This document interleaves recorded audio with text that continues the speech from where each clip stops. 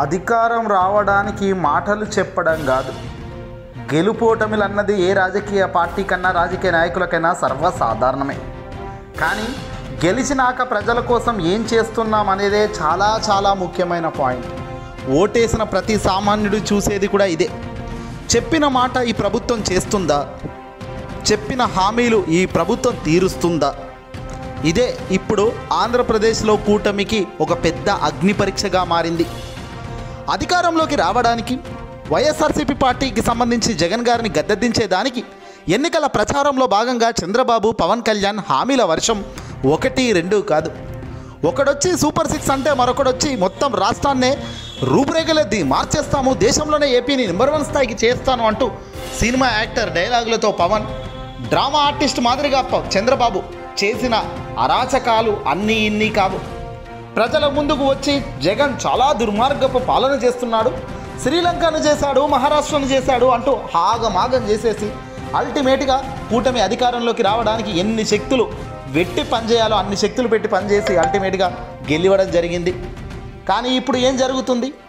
ఎన్నికలు అయిపోయి దాదాపు కూటమి అధికారంలోకి వచ్చి పూర్తి స్థాయి పరిపాలనపై దృష్టి పెట్టి కూడా 4 నెలలు అవుతుంది. ఈ 4 నెలల్లో ఒక్క మాట అయినా నిలబెట్టుకునే ప్రయత్నం చేశారా? వెనక్కి తిరిగి చూస్తే మాత్రం ప్రజానికమే ఇప్పుడు రెడీగా చీపురులు పట్టుకొని ఉన్నారు అనేది క్లియర్గా కనబడుతుంది. నిజానికి చంద్రబాబుకే కాదు, జనసేన పార్టీ అధినేత పవన్ కళ్యాణ్, అలాగే తెలుగుదేశం పార్టీకి సంబంధించి 40 ఏళ్ల చరిత్ర కలిగిన సీనియర్ మోస్ట్ లీడర్ అని చెప్పుకునే చంద్రబాబు, ఈ ఇద్దరికి కూడా అగ్ని పరీక్ష నడుస్తుందని చెప్పొచ్చు. ఎందుకు ఈ అగ్ని పరీక్ష? ఇచ్చిన సూపర్ 6 హామీలు అమలు చేయలేము అంటూ ఇటీవల చంద్రబాబు చేతులు ఎత్తేయడమే ఇందుకు మెయిన్ రీజన్. నమ్మకం కోల్పోవడం మరో రీజన్. 40 ఏళ్ల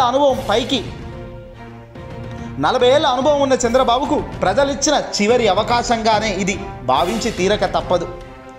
ఈసారి కనుక ఇవే తప్పులు చేస్తే జీవితంలో తెలుగుదేశం పార్టీ మళ్ళీ అధికారంలోకి వచ్చే పరిస్థితి ఎన్నడూ ఉండదు అనేది కూడా క్లియర్గా కళ్ళ ముందు కనబడుతున్నమాట.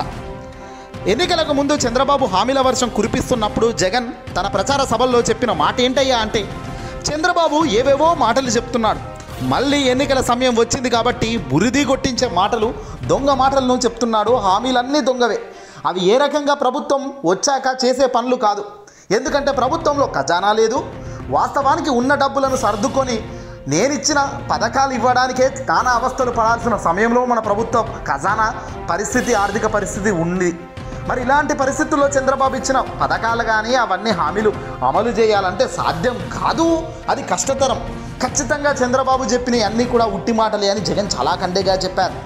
కానీ కొద్దో గొప్ప ప్రజలు నమ్మే పరిస్థితి వాళ్ళు నమ్మారు, నమ్మనోడు ఖచ్చితంగా నమ్మలేదు. కానీ ఇప్పుడు ఏం జరిగింది?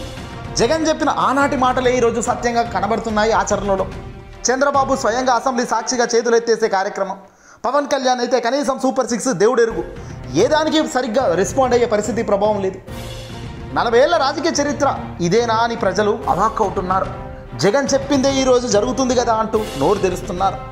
గతంలో చంద్రబాబు మోసం చేశాడు, మళ్ళీ ఈసారి కూడా అదే మోసాన్ని కంటిన్యూ చేస్తున్నాడు కదా అని అవాక్కవుతున్నారు ప్రజానికమంతా కూడా.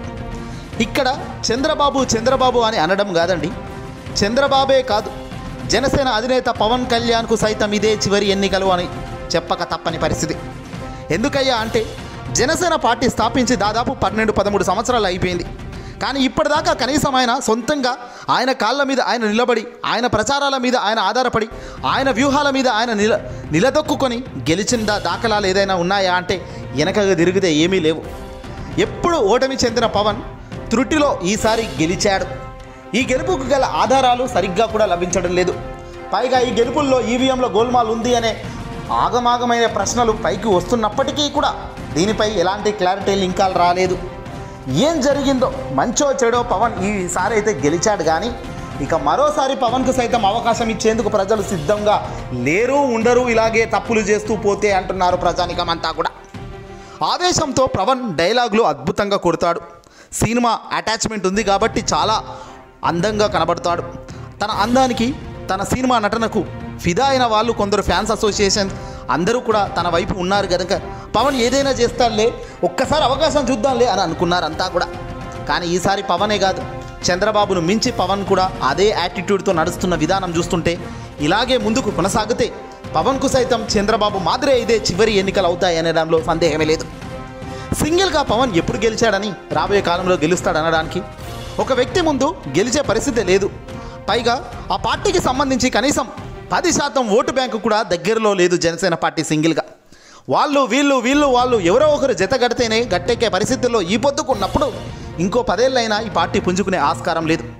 కానీ మంచో చెడో ఈ గెలుపును సద్వినియోగం చేసుకుని చంద్రబాబు మీద ఆధారపడకుండా పవన్ కళ్యాణ్ ఏదైనా ఫీట్స్ చేసి రాజకీయంగా మైలేజ్ను పెంచుకోగలిగితే, తన పార్టీని బలంగా తయారు చేసుకోగలిగితే మాత్రం రాబోయే రోజుల్లో మనగడ ఉంటుంది తప్ప, లేదంటే మొదటికే మోసం రాక తప్పదు.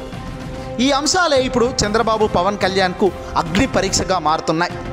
ఇక మరొకటి, చంద్రబాబు పవన్ చేస్తున్న ఈ తప్పిదాల వల్ల ఏ క్షణమైనా మళ్ళీ జగన్మోహన్ రెడ్డి గారికి సీఎం కుర్చీ దగ్గర కావచ్చు. గడిచిన ఈ కొద్ది కాలంలో, అంటే ఈ 4 నెలల్లోనే భారీగా కూటమిపై వ్యతిరేకత భావన పెరిగిపోయింది. మరి ఇలా వ్యతిరేకత భావన పెరిగిపోయింది అంటే దాని అర్థం ఏంటి? గతంలో మాజీ ముఖ్యమంత్రిగా ఉన్న జగన్ చెప్పింది అక్షర సత్యంగా ప్రజానికం ఈరోజు చెంపలేసుకుంటున్నారు. జగన్ ఎక్కడికి వెళ్ళినా ఆ మెజారిటీ ఆఫ్ సభ్యులు ఆయనకు అభివాదం చేస్తూ ఆయన దగ్గరికి వచ్చి సెల్ఫీలు తీసుకుంటున్న వైన్యాన్ని చూస్తుంటేనే ఆయనకు ఎక్కడా కూడా ప్రజాదరణ తగ్గేదే లేదు అనేది క్లియర్గా తెలుస్తుంది. అందులో మాస్ అటెన్షన్ ఉన్న జగన్ తనదైన ప్రెస్ మీట్లు, తనదైన ప్రశ్నలు కురిపిస్తూ ప్రభుత్వాన్ని ఉక్కిరి బిక్కిరి చేస్తున్నారు. ప్రభుత్వ కూటమి తప్పిదాలను ప్రజల ముందు పెట్టడంలో జగన్ 100కు 100 మార్కులు కొడుతున్నారు. 4 నెలల్లో చాలా తక్కువ సమయంలోనే మీడియా ముందుకు వచ్చిన జగన్ ఆకట్టుకునే విషయంలో మాత్రం సక్సెస్ అయ్యారు. చంద్రబాబు కూటమి అరాచక తప్పులు ఎత్తి చూపడంలో, విత్ ప్రూఫ్స్, లాజికల్ క్వశ్చన్స్ వేయడంలో జగన్ చాలా ముందంజలోనే ఉన్నారు. ఇలాంటి అడుగులు జగన్ వేస్తూ కూటమి చేసే తప్పులను ప్రతినిత్యం బయట పెడుతూ ప్రజల ముందు పెడుతూ పోతే మాత్రం కూటమికి చాలా గడ్డు కాలమే రాబోతుంది రాబోయే కాలంలో. ఇది ఇలాగే కొనసాగితే 2029లో ఖచ్చితంగా జగన్కు వైఎస్ఆర్సీపీ పార్టీకి భారీ మెజార్టీతో మళ్ళీ ప్రజలు అవకాశం ఇస్తారు అనేది కూడా చెప్పక తప్పని పరిస్థితి.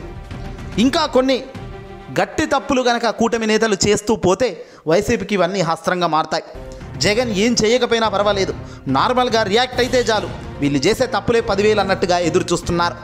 అందుకే శిశుపాలుడి పాపాలు పండే రోజులు దగ్గరలోనే ఉన్నాయి, 100 తప్పులు దగ్గరలోనే ఉన్నాయి. ఆ 100 తప్పులు అయిపోయేదాకా మేము ఈ మాదిరే ఉంటాము, చంద్రబాబు చేసే తప్పులన్నీ చేసినాక మా యుద్ధం ప్రకటిస్తాము అని కూడా జగన్ గతంలో చెప్పారు.